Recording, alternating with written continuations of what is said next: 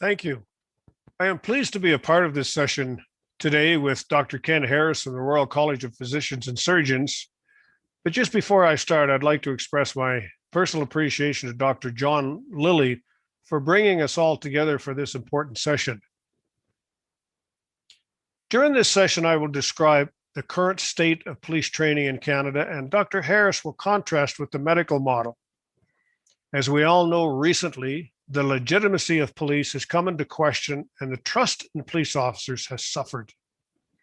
For decades, public trust in the police was always very high, as it was with doctors and the medical profession.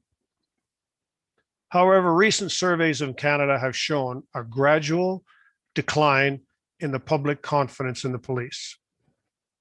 This is not the fault of the majority of police officers.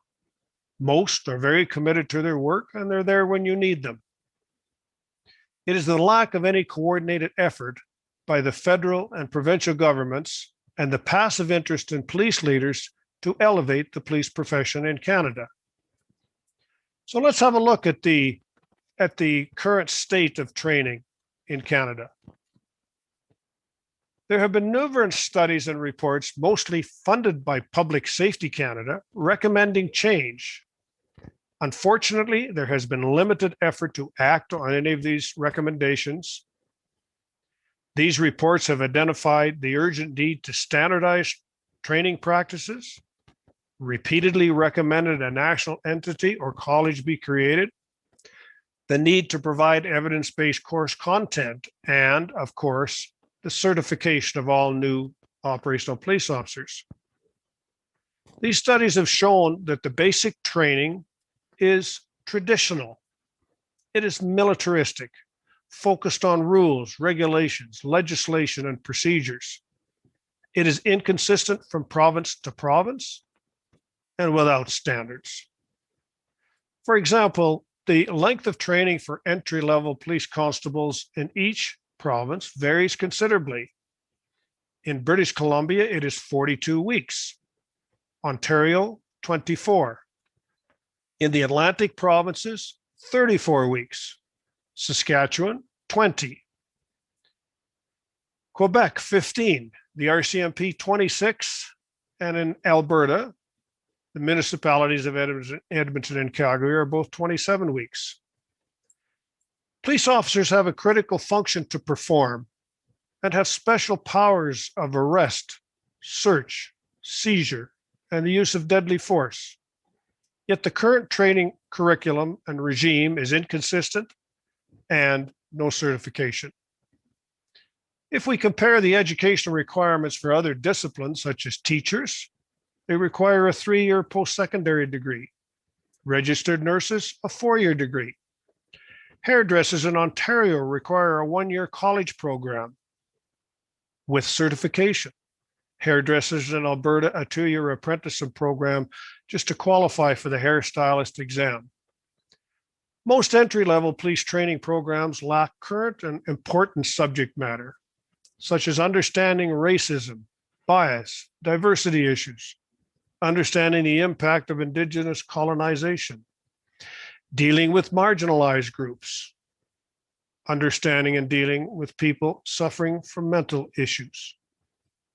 Most programs don't even include basic information such as the history of policing, the purpose and primary role of police in a democracy, knowledge and understanding of the police-keeping function, and Peel's principles.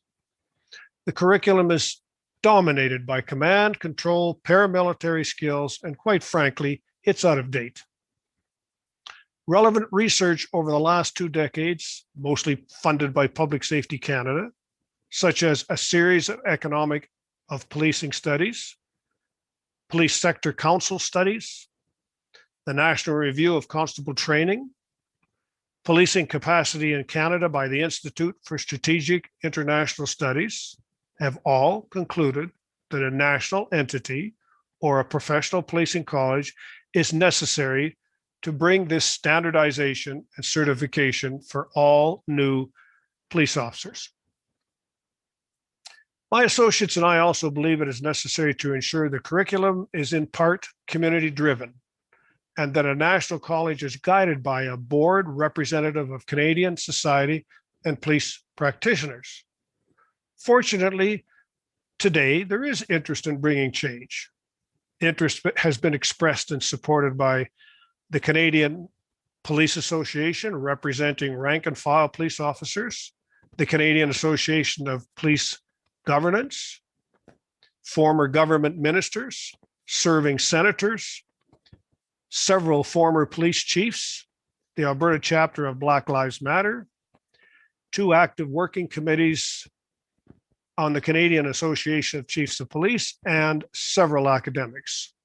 We believe that a model similar to the Royal College of Physicians and Surgeons or the UK model of policing would begin to elevate the police occupation to a true profession.